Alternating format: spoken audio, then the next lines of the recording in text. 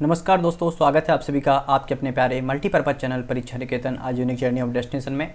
और जो SSC MTS के एग्जाम चल रहे हैं उनमें जो मेमोरी बेस्ड क्वेश्चन सामने आ रहे हों, साथ ही साथ जो एक्सपेक्टेड क्वेश्चन बन सकते हैं, इनको लेकर के आपके सामने जो मॉडल टेस्ट बन रहे हैं। और ये मॉडल टेस्ट नंबर 4 है, जहाँ पर हम अभी हाल जीके के 25 क्वेश्चन डिस्कस करने जा रहे हैं। और ये वो क्वेश्चन है जो आपके एग्जाम में पूछे गए हैं और कुछ ऐसे क्वेश्चन हैं जिनके पूछे जाने की संभावना बहुत ज़्यादा है। ठीक है, तो बढ़ते हैं आज के अपने पहले क्वेश्चन की ओर। देखते हैं हमारा पहला क्वेश्चन क्या है। क्वेश्चन नंबर 1 आपके सामने है, भारतीय संविधान का कौन सा अनुच्छेद राष्ट्रपति द्वारा शपथ या प्रतिज्ञा से संबंधित है। मतलब कि किस आर्टिकल के तहत जो प्रेसिडेंट हैं वो क्या करते हैं, शपथ लेते हैं। और शपथ कौन दिलाता है राष्ट्रपति को, सभी लोग जानते हैं, सर्वोच्च न्यायालय के जो मुख्य न्यायाधीश होते हैं वो राष्ट्रपति को शपथ दिलाते हैं। तो ऑप्शन नंबर यहाँ पे बी करेक्ट हो जाएगा। आर्टिकल 60 के तहत राष्ट्रपति शपथ लेते हैं। ठीक है, अब यहाँ पे थोड़ा समझते हैं इनके बारे में। राष्ट्रपति द्वारा शपथ के प्रतिज्ञान अपने कार्यालय में प्रवेश करने से पहले राष्ट्रपति को शपथ या प्रतिज्ञान तथा उस पर हस्ताक्षर करना होता है। ठीक है, अपनी शपथ में राष्ट्रपति वचन लेते हैं क्या, कार्यालय को ईमानदारी से निष्पादित करने के लिए, संविधान और कानून का संरक्षण, रक्षा और बचाव करने के लिए, भारत के लोगों की सेवा और कल्याण के खुद को समर्पित करना। राष्ट्रपति भारत के मुख्य न्यायाधीश की उपस्थिति में शपथ लेते हैं और उसे स्वीकार करते हैं और आर्टिकल 60 के अंतर्गत इनको ये शपथ दिलाई जाती है। ओके, नेक्स्ट क्वेश्चन नंबर 2 है, भारत के संविधान की 8वीं अनुसूची के अकॉर्डिंग कितनी भाषाओं को संविधान के अकॉर्डिंग मान्यता प्राप्त है। तो ये 22 भाषाओं को मान्यता प्राप्त है। तो ऑप्शन नंबर 2 करेक्ट हो जाएगा। और ये किस अनुसूची में है, 8वीं अनुसूची में है। जब हमारा संविधान बना था तब मूल रूप से इसमें केवल 14 भाषाएं सम्मिलित थी, लेकिन वर्तमान में अगर देखा जाए तो जो 92वां कॉन्स्टिट्यूशन अमेंडमेंट एक्ट हुआ था उसमें आपकी 4 भाषाएं हो गई थी। कौन सी, बोडो, डोगरी, मैथिली और संथाली को भी वर्ष 2003 में ऐड कर लिया गया था। और अगर वर्तमान में देखा जाए फिर आम तो अवधी भाषा और वर्तमान उत्तर अवध क्षेत्र में बोली जाती है। और 8वीं अनुसूची में वर्तमान में कितनी आधिकारिक भाषाएं हैं, 22 भाषाएं हैं। ठीक है, तो ऑप्शन नंबर यहाँ पे कौन सा करेक्ट हो जाएगा, बी करेक्ट हो जाएगा। नेक्स्ट क्वेश्चन नंबर 3 है, निम्नलिखित में से कौन सा विद्युत धारा यानी कि इलेक्ट्रिक करंट को मेजरमेंट करता है। तो इलेक्ट्रिक करंट को मेजरमेंट करने वाला जो आपके पास इंस्ट्रूमेंट है वो है आपका अमीटर। तो ऑप्शन नंबर 1 करेक्ट हो जाएगा। ठीक है, वह उपकरण जिसका उपयोग एक विद्युत परिपथ में विद्युत धारा को मापने के लिए किया जाता है उसे अमीटर कहा जाता है। एक आदर्श अमीटर का प्रतिरोध सदैव कैसा होता है, 0 होता है। ये आपको ध्यान रखना है। वोल्ट मीटर एक ऐसा उपकरण है जिसके माध्यम से दो बिंदुओं के बीच में यानी पूरे सर्किट में विभवांतर वोल्टेज को मापन किया जाता है, वो आपका वोल्ट मीटर होता है। और एक आदर्श वोल्ट मीटर का जो रेजिस्टेंस यानी कि प्रतिरोध होता है वो कितना होता है, अनंत होता है। और गैल्वेमीटर क्या होता है, गैल्वेमीटर एक ऐसा इंस्ट्रूमेंट है जिसका उपयोग किसी विद्युत परिपथ में छोटी विद्युत धाराओं का पता लगाने के लिए किया जाता है। ठीक है, तो ये आपको ध्यान रखना। गैल्वेमीटर में 10⁻⁶ एम्पियर तक की धारा को माप सकते हैं।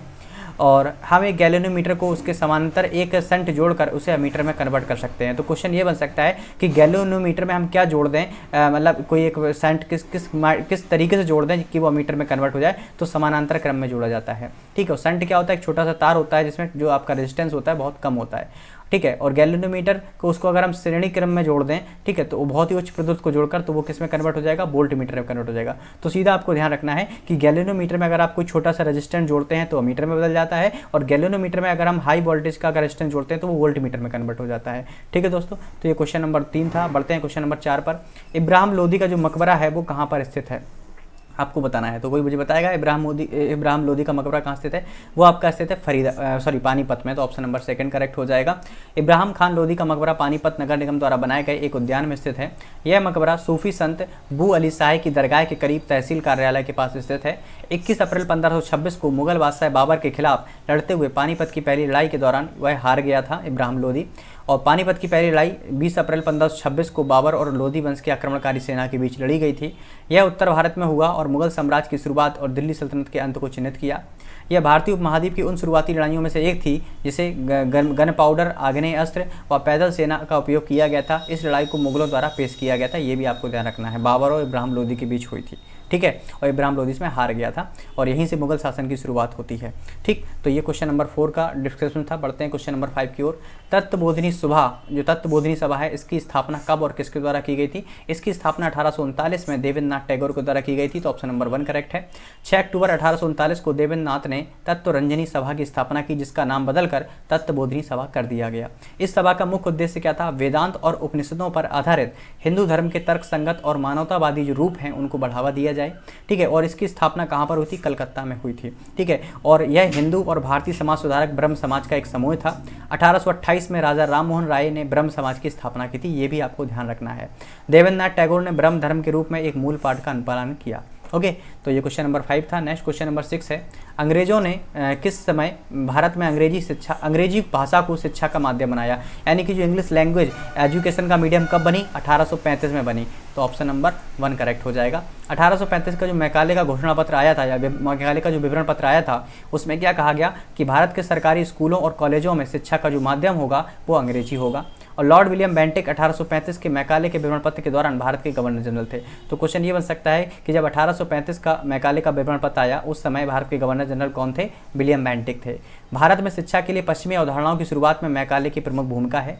मैकाले द्वारा प्रसिद्ध घुसपैठ सिद्धांत भी पेश किया गया था, ठीक है। और शिक्षा के क्षेत्र के अगर हम विकास की बात करेंगे तो 1835 में एल्फिंस्टन कॉलेज जो कि बॉम्बे में है और कलकत्ता का मेडिकल कॉलेज, इसकी स्थापना की गई थी। कब? 1835 में ही। और 1835 में अंग्रेजी भाषा को शिक्षा का माध्यम बनाया गया था। किसके द्वारा? मैकाले के विवरण पत्र के द्वारा। और उस समय गवर्नर जनरल कौन थे? विलियम बेंटिक थे। ओके दोस्तों, तो नेक्स्ट क्वेश्चन नंबर 7 है, राष्ट्रपति के चुनाव में कौन पार्टिसिपेट नहीं करते? तो राज्यसभा के निर्वाचित सदस्य बिल्कुल करते हैं, लोकसभा के निर्वाचित सदस्य ये भी लेते हैं, और विधानसभा के निर्वाचित सदस्य ये भी लेते हैं। लेकिन अगर विधान परिषद के निर्वाचित सदस्यों की बात करेंगे तो ये प्रेसिडेंट के इलेक्शन में पार्टिसिपेट नहीं करते, ठीक है। और जो राष्ट्रपति का जो शपथ है वो आर्टिकल 60 के तहत होता है, पहले वाले क्वेश्चन में मैंने आपको बताया था। और साथ ही साथ में इनका जो पद्धति है इनको इलेक्ट करने की, वो है आनुपातिक पद्धति, ठीक है, आनुपातिक संक्रमणी पद्धति है, जिसके द्वारा एकल अनुक्रमात्मक कहीं कहीं बोला जाता है, इस पद्धति के द्वारा राष्ट्रपति को चुना जाता है। मतलब इसमें क्या होता है कि जैसे मान लो अगर 3 मेंबर खड़े हुए हैं, ठीक है, तो जो व्यक्ति वोट करेगा, ऐसा नहीं है वो केवल एक को वोट कर सकता है, वो तीनों को वोट कर सकता है। मतलब इसको भी देगा, इसको भी देगा, इसको भी देगा। तो कह दो सर जब तीनों को वोट मिलेगा तो जीतेगा कैसे? इसमें क्या होता है, क्रम होता है कि हम फर्स्ट प्रायोरिटी पे इनको चाहते हैं, सेकंड पे इनको चाहते हैं, थर्ड पे इनको चाहते हैं। अगला व्यक्ति वोट आया, उन्होंने कहा नहीं फर्स्ट को इसको इन पे चाहते हैं, इनको चाहते हैं, इनको चाहते हैं। मतलब जो उम्मीदवार होते हैं उनको वोट बराबर मिलते हैं, लेकिन जो प्रायोरिटीज होती है उसके आधार पर इनका वोटिंग किया जाता है, ठीक है। तो ऑप्शन नंबर यहाँ पे डी करेक्ट है। नेक्स्ट क्वेश्चन नंबर 8 है आपका, भारत में गरीबी का आकलन किसके द्वारा किया जाता है? तो जो नीति आयोग का टास्क फोर्स है, इसके द्वारा गरीबी का आकलन किया जाता है, ठीक है। क्योंकि इसमें क्या होता है, इस टास्क फोर्स के द्वारा सांख्यिकी और कार्यक्रम कार्यान्वयन मंत्रालय MOSPPI के तहत राष्ट्रीय नमूना सर्वेक्षण कार्यालय द्वारा कैप्चर किए गए डाटा के आधार पर गरीबी रेखा का आकलन किया जाता है। और ये कौन करता है? नीति आयोग की टास्क फोर्स। तो इस आधार पर बोल सकते हैं ऑप्शन नंबर 1 करेक्ट है, ठीक है। नेक्स्ट क्वेश्चन नंबर आपके सामने 9 है, गेहूं की खेती के लिए निम्नलिखित में से कौन सी दशाएं अनिवार्य हैं? बढ़वार अवधि के दौरान, मतलब जब क्या करता है, ग्रो करता है आपका प्लांट, उस दौरान अनुकूलतम तापमान 30 डिग्री होना चाहिए? ऐसा बिल्कुल नहीं, क्योंकि आपको पता है जो गेहूं है ये आपकी रबी क्रॉप है, और रबी क्रॉप क्या होती है, सर्दी के मौसम में बोई जाती है, तो वहाँ पे टेम्परेचर 30 से भी कम होता है। तो ये वाला स्टेटमेंट तो गलत हो गया। लगभग 100 दिनों की तुषारहीन अवधि होनी चाहिए। हाँ, ये बात सही है, तुषारहीन मतलब बिल्कुल कोहरा बारा या बर्फ वगैरह ना पड़े तो ही होना चाहिए। तो मतलब ठंडा मौसम होना चाहिए, लेकिन ये नहीं कि बिल्कुल तुषार पड़ रहा है, ठंडा पड़ रहा है, बर्फ पड़ रही है, ऐसा नहीं होना चाहिए, ठीक है। तो दूसरा पॉइंट सही है। हल्की, चिकनी और भारी दोमट मिट्टी का प्रयोग करते हैं, ये भी सही है। तो हम ये बोल सकते हैं ऑप्शन नंबर 2 और 3 सही है, ठीक है। तो यहाँ पर ये उससे जुड़ी हुई सारी जानकारी हैं। बुआई के समय तापमान 10 से 15 के बीच होना चाहिए, यानी कि मैं बताया सर्दियों के स्टार्टिंग में।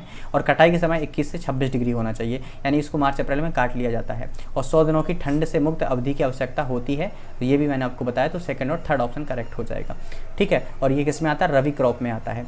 ओके, नेक्स्ट क्वेश्चन नंबर 10 है, बाबा अलाउद्दीन खान किस संगीत वाद्य यंत्र से संबंधित हैं? तो बाबा अलाउद्दीन खान ये आपके सरोद वादक थे, तो ऑप्शन नंबर सी करेक्ट हो जाएगा। और ये कहाँ के थे? बंगाल के थे, ठीक है। ये वो संगीतकार थे जो भारतीय शास्त्रीय संगीत में 20वीं सदी के सबसे उल्लेखनीय संगीत शिक्षकों में से भी जाने जाते हैं। बाबा अलाउद्दीन खान को 1958 में पद्म भूषण और 1971 में पद्म विभूषण से सम्मानित किया गया था। तो ये दोनों चीज़ें आपको ध्यान रखना कि पद्म भूषण कब मिला? 1958 में मिला बाबा अलाउद्दीन खान को, जो किससे रिलेटेड है?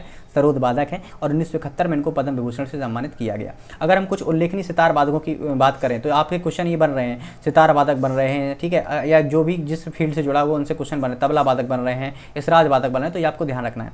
तो अगर हम सितार वादकों की बात करें तो पंडित रविशंकर, पंडित निखिल बनर्जी, उस्ताद विलायत खां, अन्नपूर्णा देवी, उस्ताद रईस खान और ये बाबा अलाउद्दीन खान, ये सब के सब सितार वादक हैं। अगर हम इसराज वादक की बात करेंगे तो अरशद खान, बुद्धदेव दास, सुभायु सेन मजमूदार, अबीर सिंह खंगुरा, ये सब आपके इसराज वादक हैं। और तबला वादक ये मोस्ट इंपॉर्टेंट है, जाकिर हुसैन ये तबला वादक हैं, तलविंद सिंह ये भी तबला वादक हैं, अनिंदु चटर्जी ये भी तबला वादक हैं, रिम्पा सिबा ये भी तबला वादक हैं, और तन्मय बोस ये भी आपके तबला वादक हैं। तो कौन किस फील्ड से जुड़ा हुआ है ये आपको जानकारी बिल्कुल दिमाग में रखनी है। ओके, नेक्स्ट क्वेश्चन नंबर 11 है, निम्नलिखित में से कौन से देश I2 U2 ग्रुपिंग से संबंधित है? I2 यानी कि I 2 बार और U2 मतलब U 2 बार। तो पहला इसमें आता है इंडिया, पहला क्या आता है? इंडिया। और सेकंड आपका आता है इजराइल, क्या आता है? इजराइल। और थर्ड में अगर हम यू की बात करेंगे तो ये आपका आता है UAE यानी संयुक्त अरब अमीरात। और चौथा आपकी बात करेंगे USA यानी यूनाइटेड स्टेट ऑफ अमेरिका। तो ऑप्शन नंबर 1 करेक्ट हो जाएगा, इंडिया, इजराइल, UAE और USA, I2 U2। ओके, तो मैं बता चुका हूं। और वास्तव में ये जो I2U2 फर्स्ट एवर लीडर सम्मेलन ये 14 जुलाई को आयोजित किया गया था, ठीक है। और सदस्य देशों ने आपसी सहयोग के 6 क्षेत्रों की पहचान की। क्या? जल, ऊर्जा, परिवहन, अंतरिक्ष, स्वास्थ्य और खाद्य सुरक्षा। इसमें वो क्या करेंगे, आपस में पार्टिसिपेट करके ये काम करेंगे और ये एक शक्तिशाली समूह बन गया I2U2। Okay, next question number 12 है, ह्वेनसांग ने पल्लव राजवंश के निम्नलिखित में से किस शासक के शासनकाल में कांची का भ्रमण किया था? तो वो किया था आपका नरसिंह वर्मन द्वितीय। तो ऑप्शन नंबर क्या हो जाएगा यहाँ पे, द्वितीय नहीं किया था, यहाँ पे प्रथम ने किया था, नरसिंह वर्मन प्रथम। ये ऑप्शन नंबर सी करेक्ट होगा, ठीक है। और कब किया था? पल्लव वंश के शासक नरसिंह वर्मन प्रथम ने दक्षिण भारत पर 630 ईस्वी से 668 तक शासन किया। नरसिंह वर्मन प्रथम का कला के प्रति गहरा प्रेम था, ठीक है। और ये ह्वेनसांग कौन थे? 7वीं शताब्दी के चीनी बौद्ध भिक्षु, विद्वान और यात्री और अनुवादक थे। उन्होंने बौद्ध धर्म के पवित्र ग्रंथों का संस्कृत से चीनी में अनुवाद किया और चीन में बौद्ध कॉन्सेंसस ओनली स्कूल की स्थापना भी की थी। किन्ने ने? ह्वेनसांग ने। भारत में ह्वेनसांग ने बुद्ध के जीवन से जुड़ी सभी पवित्र स्थलों का दौरा किया। उन्होंने उपमहाद्वीप के पूर्वी और पश्चिमी तटों की यात्रा भी की थी। ह्वेनसांग 640 ईस्वी में नरसिंह प्रथम के शासनकाल के दौरान कांची या पल्लवों की राजधानी कांचीपुरम का दौरा करने आए हुए थे। तो इस आधार पर ऑप्शन नंबर सी करेक्ट हो जाएगा। नेक्स्ट क्वेश्चन नंबर 13 है, निम्नलिखित में से कौन सी अक्षांश रेखा अंडमान द्वीप समूह और निकोबार द्वीप समूह को पृथक करती है? जैसे मान लो अगर ये इंडिया का दक्षिणी हिस्सा है और यहाँ पे आपके छोटे छोटे आपने द्वीप देखे होंगे, एक है आपका अंडमान और एक है आपका निकोबार। तो इनके बीच में जो अलग करने वाला लैटिट्यूड है वो है आपका 10 डिग्री नॉर्थ अक्षांश। तो ऑप्शन नंबर यहाँ पे सेकंड करेक्ट हो जाएगा। तो और अंडमान निकोबार की जो राजधानी है वो है आपकी पोर्ट ब्लेयर। और इसमें कितने हैं? 572 द्वीप शामिल हैं, ये भी आपको ध्यान रखना है, ठीक। और उस समय वर्तमान में अगर हम बात करेंगे उपराज्यपाल कौन है? एडमिरल जोशी इस समय अंडमान निकोबार के उपराज्यपाल हैं, ठीक है। ये आपको ध्यान रखना है, ठीक। चलिए, तो ये क्वेश्चन नंबर 13 था। बढ़ते हैं क्वेश्चन नंबर 14 की ओर। केंद्रक को कोशिका द्रव्य से किसके द्वारा अलग किया जाता है? वो किया जाता है न्यूक्लियर मेम्ब्रेन के द्वारा, यानी केंद्रक झिल्ली के द्वारा। यानी केंद्रक को कोशिका द्रव्य, ठीक है, कोशिका द्रव्य से जो अलग किया जाता है वो किसके द्वारा किया जाता है? केंद्रक झिल्ली के द्वारा किया जाता है। ऑप्शन नंबर 1 करेक्ट हो जाएगा। तो ये कोशिका द्रव्य से जुड़ी सारी जानकारी। केंद्रक क्या होता है? एक महत्वपूर्ण अंग है जो लगभग सभी प्रकार की कोशिकीय गतिविधियों को विनियमित करने के लिए उत्तरदायी होता है। केंद्रक में एक दोहरे परत का आवरण होता है जिसे केंद्रक झिल्ली या केंद्रक आवरण कहते हैं, जो केंद्रक को कोशिका द्रव्य से अलग करता है, जो मैंने आपको बताया है, ठीक है। और ब्रिटिश जीव विज्ञानी रॉबर्ट ब्राउन ने केंद्रक की खोज की थी। कब की थी? 1831 में की थी, ये ध्यान रखना है। केंद्रक के अध्ययन को कैरियोलॉजी भी कहा जाता है, ठीक। तो ये सारी जो इंपॉर्टेंट जानकारी हैं जिनसे क्वेश्चन बन सकते हैं वो आपके सामने है। नेक्स्ट क्वेश्चन नंबर 15 है, निम्नलिखित में से कौन सा संगठन वैश्विक आतंकवाद सूचकांक जारी करता है? तो वो है आपका IEP, ठीक है, अर्थशास्त्र और शांति संस्थान। इसका फुल फॉर्म क्या होता है? Institute for economics and peace. इसके द्वारा आप GTI जो रिपोर्ट है वो तैयार की जाती है। वैश्विक आतंकवाद या बोल सकते हैं ग्लोबल टेररिज्म इंडेक्स, ठीक है, ये IEP के द्वारा जारी की जाती है। तो ऑप्शन नंबर यहाँ पे सेकंड करेक्ट हो जाएगा। और इसका जो ग्लोबल टेररिस्ट इंडेक्स 2023 आया कि इसमें आतंकवाद से संबंधित मौतों पर घटनाओं में कमी आई है, लेकिन हमलों की मारक क्षमता में वृद्धि हुई है, ये इस रिपोर्ट का कहना है, ठीक है। और इस सूचकांक में अगर हम भारत की रैंक की बात करेंगे तो वो 13वें स्थान पर है। और सबसे ज़्यादा आतंकवाद कहाँ बताया गया? अफगानिस्तान में बताया गया है, ठीक है, ये आपको ध्यान रखना है। चलिए, और यहाँ पे जो सबसे बड़ा जो आतंकवाद का ग्रुप बनाया गया इसको ISI बोलते हैं, इस्लामिक स्टेट खुरासान, अफगानिस्तान में सबसे सक्रिय आतंकवादी समूह के रूप में बाहर आया है, ठीक। तो ये आपको ध्यान रखना है। और अभी तक अगर हम बात करेंगे जो टूरिज्म टैकर 1 जनवरी 2007 से आतंकवादी हमलों में घटना का रिकॉर्ड प्रदान करता है। और 2007 से 2022 तक की अवधि के लिए लगभग 66,000 आतंकवादी घटनाएं शामिल हो चुकी हैं, ठीक। चलिए, तो फिलहाल बढ़ते हैं नेक्स्ट क्वेश्चन नंबर 16 की ओर। रोजर फेडरल किस खेल से जुड़े हैं? तो रोजर फेडरल सभी लोग जानते हैं फेमस टेनिस प्लेयर हैं। तो ऑप्शन नंबर 1 करेक्ट हो जाएगा। और ये कहाँ के निवासी हैं? स्विट्जरलैंड के निवासी हैं। ये टेनिस खिलाड़ी हैं, 20 ग्रैंड स्लैम एकल खिताब भी जीत चुके हैं और इन्होंने 103 ATP एकल खिताब भी जीते हैं। रोजर फेडरल मूल रूप से स्विट्जरलैंड के निवासी हैं, मैंने आपको बता दिया है। और ये 1998 में पेसर मतलब ये इसमें आ गए थे टेनिस टूर्नामेंट वगैरह खेलने के लिए। ओके, बढ़ते हैं नेक्स्ट क्वेश्चन नंबर 17 की ओर। प्रसिद्ध सांस्कृतिक स्थल रानी की बाव, ठीक है, ये किस के नोट पर बनी है? आपको पता नहीं, 100 रुपये के नोट पर इनकी मूर्ति बनी हुई है। किस नदी के किनारे स्थित है? तो ये सरस्वती नदी के किनारे स्थित है रानी की बाव। ऑप्शन नंबर डी करेक्ट हो जाएगा। रानी की बाव शुरू में 11वीं शताब्दी में एक राजा के स्मारक के रूप में बनाया गया था। ये कहाँ पर स्थित है? गुजरात में स्थित है, सरस्वती नदी के तट पर। यह भारतीय उपमहाद्वीप की भूमिगत जल वास्तुकला के विशिष्ट रूप का एक असाधारण उदाहरण है। इस स्टेप बेल का निर्माण सोलंकी राजवंश की राजधानी उदयमती ने 11वीं शताब्दी में अपनी मृत पति भीमदेव प्रथम के स्मारक के रूप में किया था। तो ये आपको ध्यान रखना है कि जो रानी की बाव है कब बनाया गया था? 11वीं शताब्दी में बनाया गया था। और किस राजवंश की राजधानी रानी ने बनाया था? सोलंकी राजवंश की रानी ने बनाया था, और उन रानी का नाम क्या था? उदयमती था। ठीक है, वर्षों के बाद जैसे जैसे सरस्वती नदी ने अपना मार्ग बदला, 1980 के दशक के उत्तरार्ध और भारतीय पुरातत्व सर्वेक्षण द्वारा इसकी खुदाई तक बड़े पैमाने पर संरचना को भर दिया और दफनाया गया। रानी की वाव पानी की पवित्रता और पर प्रकाश डालती है, क्योंकि इससे पृथ्वी की सतह के नीचे एक उल्टे मंदिर के रूप में बनाया गया है। ठीक है, तो ये रानी की वाव से जुड़े हुए इंपॉर्टेंट तथ्य थे। पढ़ते हैं क्वेश्चन नंबर 18 की ओर। भारत की जनगणना 2011 के अनुसार हिंदू, जिसमें इनकी संख्या सबसे ज़्यादा है भारत में, और मुसलमान ये दूसरे नंबर पर हैं। इसके बाद तीसरा सबसे बड़ा धार्मिक समूह कौन है? तो वो है आपके ईसाई। हिंदू, मुस्लिम, सिख, ईसाई, लेकिन सिख चौथे नंबर पर है, ईसाई आपके तीसरे नंबर पर है। तो ऑप्शन नंबर 1 करेक्ट हो जाएगा। ठीक है, तो इनमें अगर परसेंटेज की बात करेंगे, अगर हम भारत की कुल जनसंख्या की बात करें, हिंदू कितने 80.5%, मुस्लिमों की संख्या 13.4% और ईसाइयों की संख्या 2.3% है। ठीक है, और निरपेक्ष संख्या में लगभग 828 मिलियन हिंदू हैं, जबकि भारत की लगभग 1029 मिलियन की कुल आबादी में से मुसलमान लगभग 138 मिलियन है। सिखों की कुल आबादी का 1.9% हिस्सा है। बौद्ध, जैन और अन्य धर्मों का अनुपात 0.8, 0.4 और 0.6 है। ये भी आपको ध्यान रखना है। ठीक, तो ये क्वेश्चन नंबर आपका 18 हो गया। बढ़ते हैं 19 की ओर। निम्नलिखित में से किसने जयपुर शहर की स्थापना की थी? तो कभी आप जयपुर जाइए तो वहाँ पे आप जब जयपुर के किलों को घूमेंगे, हवा महल वगैरह घूमेंगे, तो जो महाराजा सवाई राजा जयसिंह द्वितीय हैं, इनके द्वारा इस जयपुर शहर की स्थापना की गई थी। तो ऑप्शन नंबर 1 करेक्ट हो जाएगा। और जयपुर राजस्थान की राजधानी है। इसकी स्थापना महाराजा सवाई जयसिंह ने 18 नवंबर 1727 को की थी। तो क्वेश्चन ये भी बन सकता है कि जयपुर की स्थापना कब की गई? 18 नवंबर 1727 को की गई थी। ठीक है, और यहाँ पे अगर हम और बात करेंगे, जयपुर से पहले इनकी जो राजधानी थी वो कौन थी? आमेर थी। ठीक है, और महाराजा सवाई जयसिंह द्वितीय एक कछवाहा राजपूत थे। महाराजा सवाई ईश्वरी सिंह आमेर साम्राज्य के राजा थे। वह जयपुर के राजा जयसिंह के द्वितीय पुत्र थे। कौन? इनके बाद कौन आए? ईश्वर सिंह द्वितीय आए। माधव सिंह, ये महाराजा सवाई माधव सिंह प्रथम 1750-1716 तक जयपुर के शासक रहे, और ये महाराजा सवाई जयसिंह द्वितीय के छोटे पुत्र थे। प्रताप सिंह कौन है? प्रताप सिंह प्रथम, जिन्होंने महाराणा प्रताप के नाम से भी जाना जाता है, वो मेवाड़ के राजा थे। ठीक है, तो ये क्वेश्चन नंबर 19 था। क्वेश्चन नंबर 20 की ओर बढ़ते हैं। बीसीसीआई, जिसको बोलते हैं भारतीय क्रिकेट कंट्रोल बोर्ड, इसकी स्थापना कब की गई थी? इसकी स्थापना की गई थी 1928 में। ऑप्शन नंबर सी करेक्ट हो जाएगा। और कब की गई थी? डेट भी आपको याद रखनी है। 4 दिसंबर 1928 को बीसीसीआई की स्थापना की गई थी, और इसका हेडक्वार्टर कहाँ पे? मुंबई वानखेड़े स्टेडियम में स्थित है। ठीक है, और ये आपको सारी जानकारी रखनी है। और अगर हम बात करेंगे आईसीसी के वार्षिक राजस्व का लगभग 80% हिस्सा बीसीसीआई के पास है।